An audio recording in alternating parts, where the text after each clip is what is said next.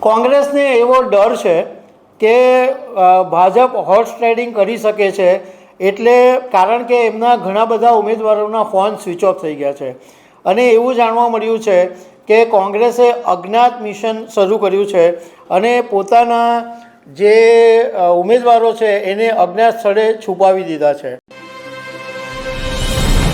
ગુજરાતમાં સ્થાનિક સ્વરાજ્યની ચૂંટણી 26 મે મતદાન છે, 28 મે પરિણામ છે, પરંતુ આ ચૂંટણીમાં સામ દામ દંડ ભેદ બધું જ શરૂ થઈ ગયું છે અને ભારતીય જનતા પાર્ટીએ મોટાભાગની બેઠકો બિનહરીફ કરવા માટેના પ્રયાસો કર્યા છે એવો કોંગ્રેસનો આરોપ છે અને કોંગ્રેસને હોર્સ ટ્રેડિંગનો ડર છે.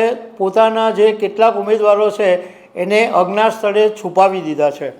તો આ બધા વિશે તમારી સાથે વાત કરીશ. મારું નામ રાજેશ શાહ છે અને તમે જોઈ રહ્યા છો ગુજરાતના સૌથી મોટા ડિજિટલ ન્યૂઝ પ્લેટફોર્મ ખબરછે.com. ગુજરાતમાં સ્થાનિક સ્વરાજ્યની ચૂંટણી જાહેર થઈ અને 11 એપ્રિલે ફોર્મ ભરવાની છેલ્લી તારીખ હતી અને 15મી એપ્રિલ છે એ ફોર્મ ખેંચવાની છેલ્લી તારીખ છે.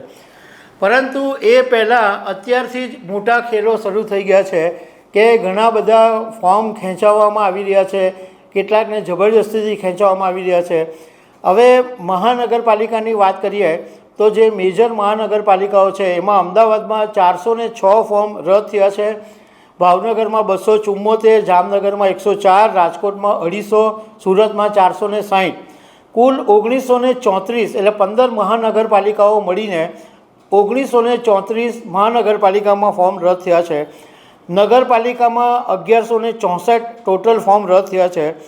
જિલ્લા પંચાયતમાં 1383 ફોર્મ રદ થયા છે. તાલુકા પંચાયતમાં 5338 ફોર્મ રદ થયા છે.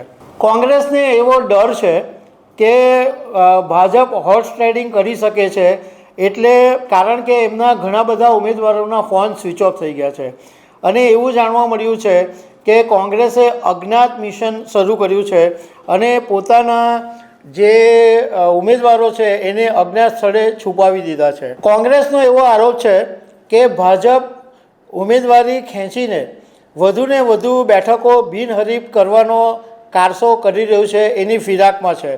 અમિત ચાવડાએ એવો આરોપ લગાવ્યો છે કે ભાજપ નેતાઓ 20થી 30 લાખ રૂપિયામાં લાલચ આપીને કોંગ્રેસના નેતાઓને ખરીદી કરવાનો પ્રયાસ કરી રહ્યા છે અને ફોર્મ રદ કરાવવા માટે દબાણ કરવામાં આવી રહ્યું છે. અને એક અમિત ચાવડાએ બીજો પણ એક ગંભીર આરોપ લગાવ્યો છે કે ફોર્મ ખેંચવા દબાણ કરવાને કારણે ઉમરગામના એક ચૂંટણી અધિકારીએ આપઘાત કરી લીધો છે.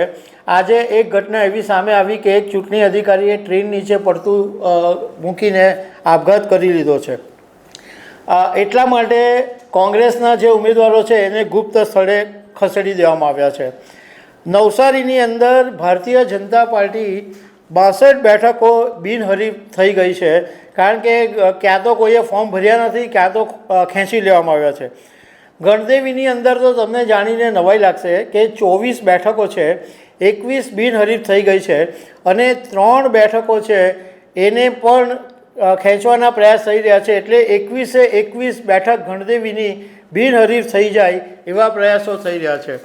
હવે ગુજરાત ભાજપના સહપ્રવક્તા હેમાલી બોગાવાલાએ મીડિયા સાથેની વાતમાં એવું કીધું છે કે કોંગ્રેસને પોતાના ઉમેદવારો પર જ વિશ્વાસ નથી, એટલે એમને અજ્ઞાત સ્થળે રાખવાની જરૂર પડી છે.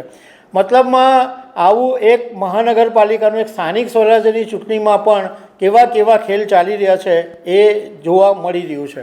તો દર્શક મિત્રો, આવી અનેક વાતો સાથે અમે તમને મળતા રહીશું. આભાર.